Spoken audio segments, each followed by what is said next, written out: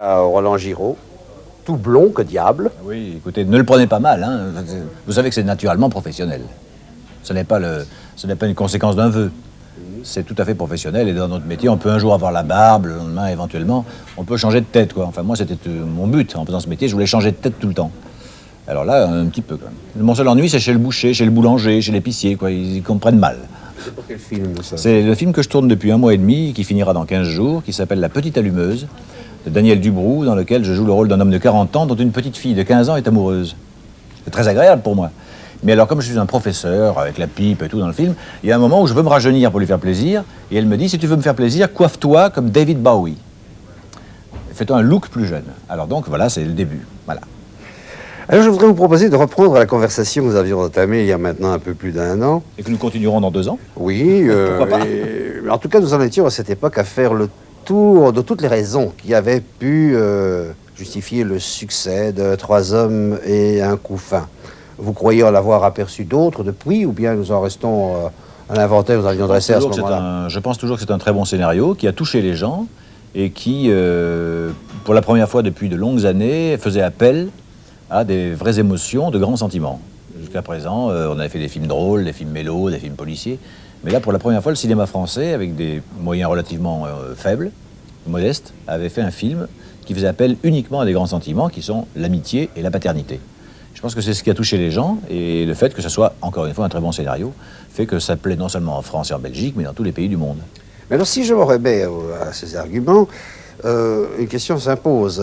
Pourquoi 3 hommes et un couffin a-t-il eu un succès immense et le complexe du kangourou, oui, un succès très mince, je crois? Et absolument. Un succès public, effectivement, très mince. Et écoutez, il y a 5 bonnes raisons que je vais vous dire dans l'ordre. Premièrement, un très mauvais titre. Nous le savons maintenant, après l'exploitation.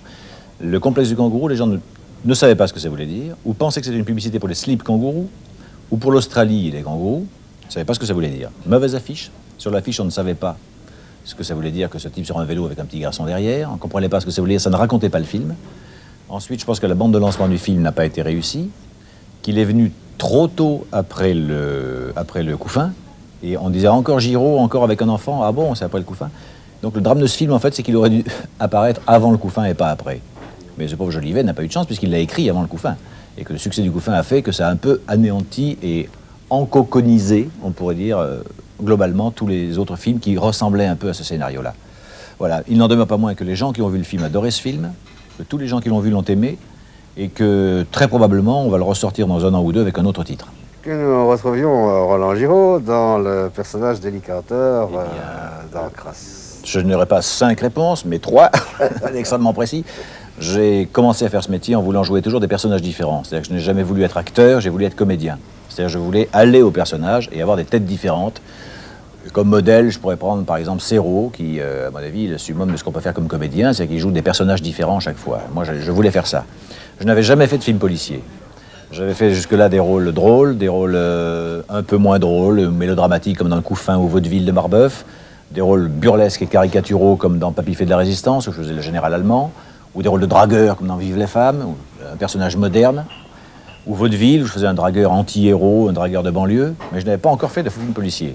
Et quand Philippe Sedbon et André Djaoui m'ont proposé ce film, j'ai lu le scénario, et Djaoui, que j'ai connu avant Sedbon, m'avait dit « Tu sais, je sais que tu n'aimes pas les films policiers, tu n'aimes pas la violence, et le sang, l'hémoglobine, les têtes qui éclatent, je ne pense pas que tu accepteras, mais lis-le quand même. » Et j'ai lu le scénario, que j'ai trouvé d'une part très bien écrit, j'ai trouvé l'histoire intéressante, et c'est greffé là-dessus des choses qui ont été rédhibitoires pour mon choix, c'est-à-dire que quand il m'a dit que c'était Sardou, et que j'ai connu Sardou il y a 20 ans au cours d'un dramatique, où lui voulait être comédien et moi chanteur, on s'est perdu de vue après parce qu'il est devenu l'immense vedette qu'on sait. On s'est connus à ce moment-là, on était très copains. Quand j'ai su que c'était lui, j'ai dit oui tout de suite. Quand j'ai lu le scénario, que j'ai vu qu'il était très bien ficelé, très bien fait, j'ai dit oui tout de suite. André Djaoui, le producteur, est un ami, et je me suis dit enfin je vais pouvoir faire en sorte qu'on ne dise pas ce type-là est buté et têtu et intolérant, et il veut faire que certains personnages. Alors j'ai fait ce personnage. Mais je l'ai fait pour plusieurs raisons. D'abord parce qu'une fois encore, il est très bien écrit. Ensuite parce qu'on a apporté avec Sardou, avec l'accord de l'auteur, Philippe Sedbon, réalisateur, des notions d'humour qui n'étaient pas forcément écrites au départ et qu'on a voulu nous apporter en plus, des petites répliques, des phrases où il y a un petit clin d'œil. Qu'est-ce qu'elle a ma gueule et tout ça, par exemple, qui est un titre de chanson très connu.